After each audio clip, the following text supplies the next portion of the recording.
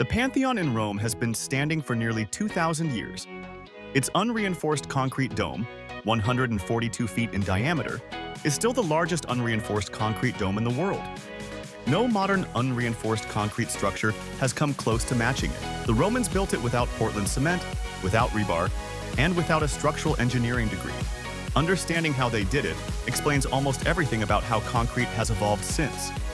Roman concrete, known as opus caementitium, was made from volcanic ash called pozzolana, seawater, lime, and chunks of rock or brick.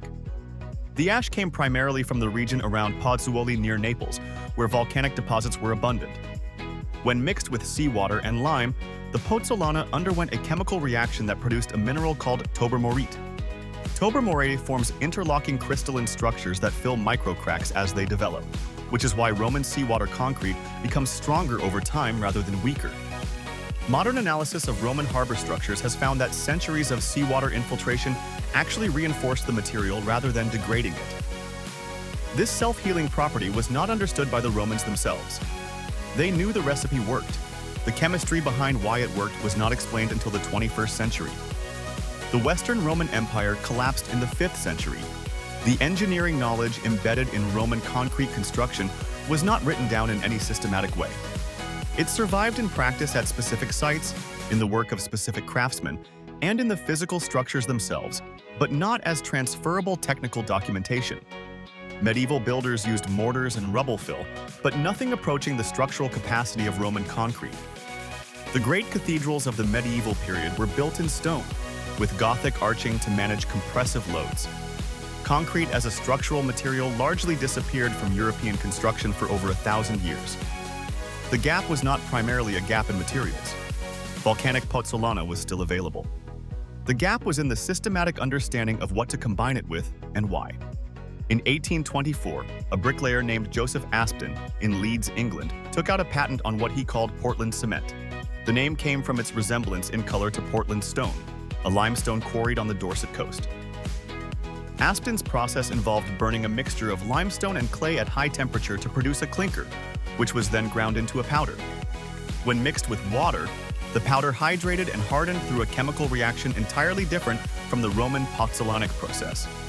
Portland cement set reliably, produced predictable strength, and could be manufactured far from any volcanic region. It replaced a patchwork of regional lime mortars and natural cements across Europe and North America within decades. By the late 19th century, it was the dominant binding material in construction worldwide.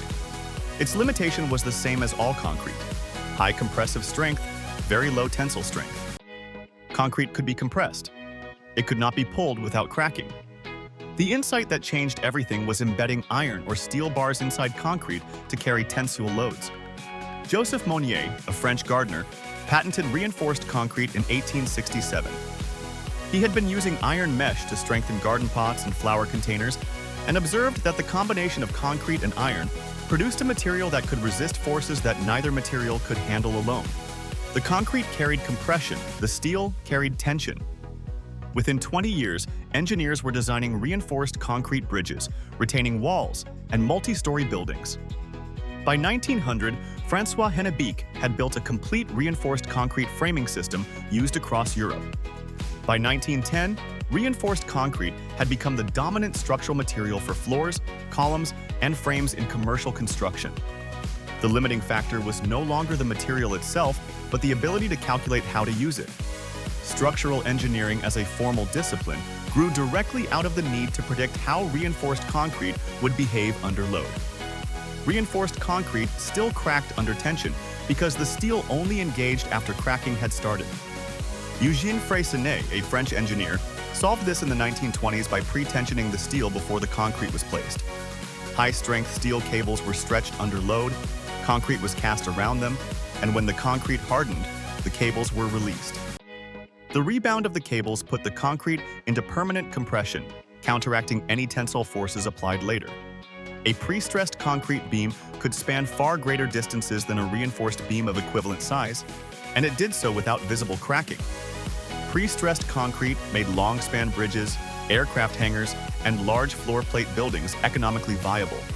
Post-tensioned concrete, where cables are stressed after the concrete has cured, extended the technique to flat slabs and elevated highway decks. The Channel Tunnel, completed in 1994, used pre-stressed concrete segments to line its tunnels. Most major highway bridges built in the last 60 years use pre-stressing in some form. Contemporary concrete is not the same material that Aspdin patented in 1824. High-performance concrete mixes include silica fume, fly ash from coal combustion, and ground granulated blast furnace slag, all of which react with the byproducts of cement hydration to produce denser, less permeable concrete with higher compressive strength. Ultra-high-performance concrete reaches compressive strengths of 200 megapascals or more, compared to the 25 to 40 megapascals typical of standard structural concrete. Self-compacting concrete flows without vibration, reaching corners and around rebar without air pockets. Fiber-reinforced concrete uses steel, glass, or synthetic fibers distributed through the mix to control cracking and improve ductility. Geopolymer concrete replaces Portland cement entirely with industrial byproducts activated by an alkaline solution, producing a material with a significantly lower carbon footprint. The Burj Khalifa in Dubai used high-performance concrete pumped to a height of 606 meters during construction, a record for pumped concrete at the time. 2,000 years of concrete is a history of refinement, not invention. The Romans found a formula that outlasted their empire. Everyone since has been working out why it worked and how to improve on it.